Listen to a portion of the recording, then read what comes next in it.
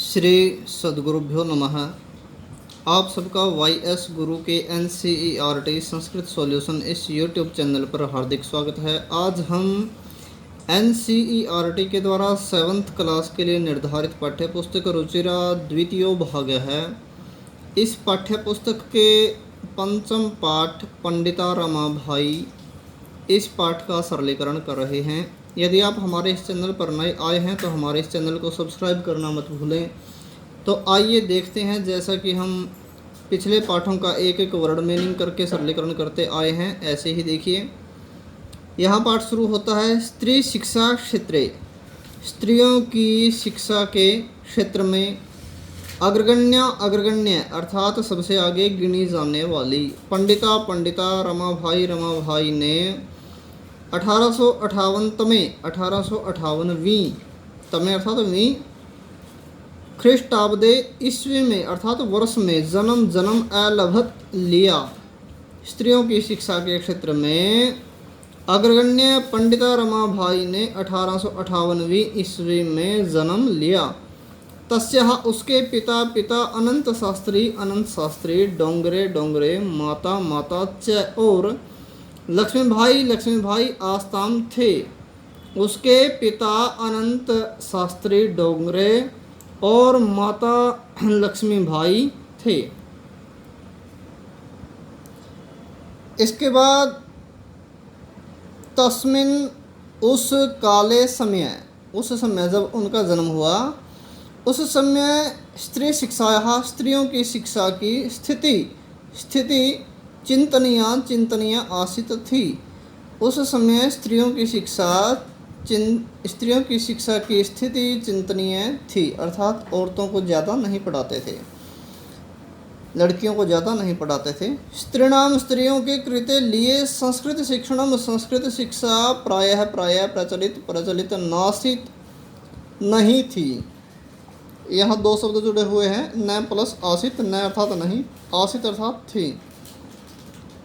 स्त्रियों के लिए संस्कृत शिक्षा प्रायः प्रचलित नहीं थी, किंतु अर्थात परंतु डोंगरे कौन? रमाभाई के पिता अनंत शास्त्री। डोंगरे ने रूढ़िबद्ध अर्थात जो परंपरा से चली आई हुई हो उसको कहते हैं रूढ़िबद्ध। धारणा को अर्थात सोच को परित्यज्य त्याग कर अपनी पत्नी कौन? लक्ष्मी भाई को संस्कृतम अध्यापयत, संस्कृत पढ़ाया। किसने पढ़ा? डोंगरे ने।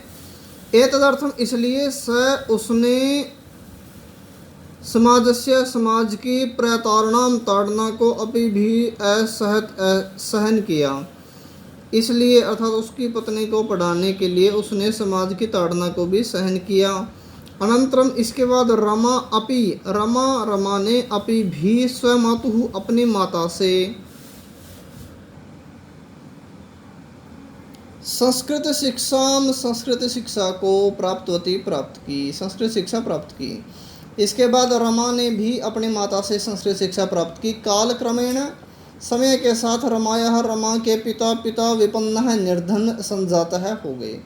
समय के साथ रमा के पिता निर्धन हो गए।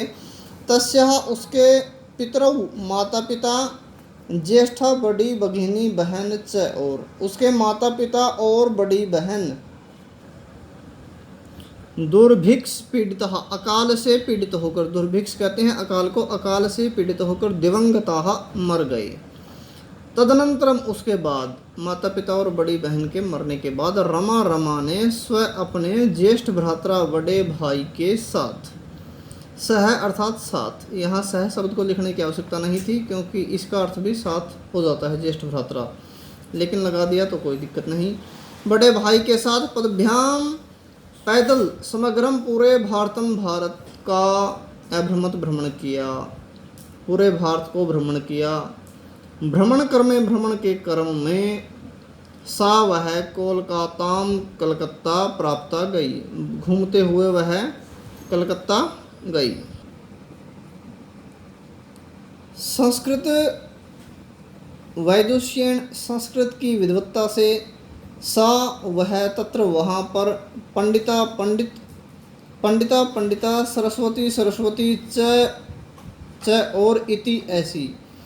पंडिता और सरस्वती ऐसी उपाधि भ्याम दो उपाधियों से विभूषिता विभूषित हुई, अर्थात लोगों ने उसको यह दो उपाधियां दे दी, पंडिता और सरस्वती, ये दो नाम उसके रख दिए।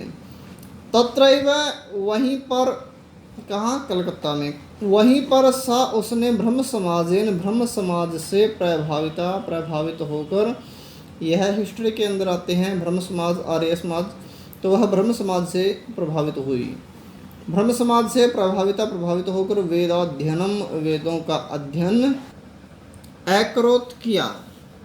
पश्चात बाद में स उसने स्त्रीणाम स्त्रियों के कृते लिए वेदादिनाम वेद आदि शास्त्राणाम शास्त्रों की शिक्षा के लिए आंदोलन प्रारंभ किया। इसके बाद जब उसने वेदों का अध्ययन कर लिया, वेदों का अध्ययन करने के बाद उसके मन में स्त्रियों के लिए वेद आदि शास्त्रों के पढ़ाई के लिए आंदोलन प्रारंभ करने की इच्छा जागी, तो उसने आंदोलन प्रारंभ कर दिया स्त्रियों के लिए वेद शास्त्रों की शिक्षा को पढ़ने के लिए।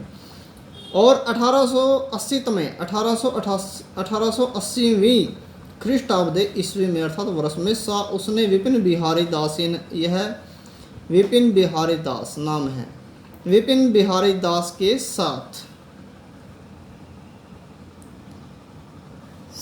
साथ बांकीपुर न्यायालय में विवाह अकरोत किया।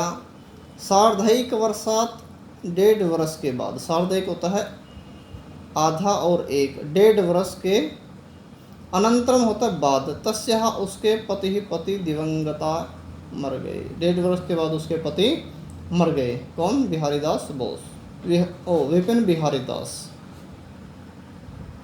यहाँ पर इनके माता पिता और इनके पति का नाम याद रखना चाहिए, ये इम्पोर्टेंट है। इनके पिता अनंत शास्त्री डोंगरे, माता लक्ष्मी भाई और पति विपिन बिहारी दास। तो 1.5 वर्ष के बाद ये मर गए।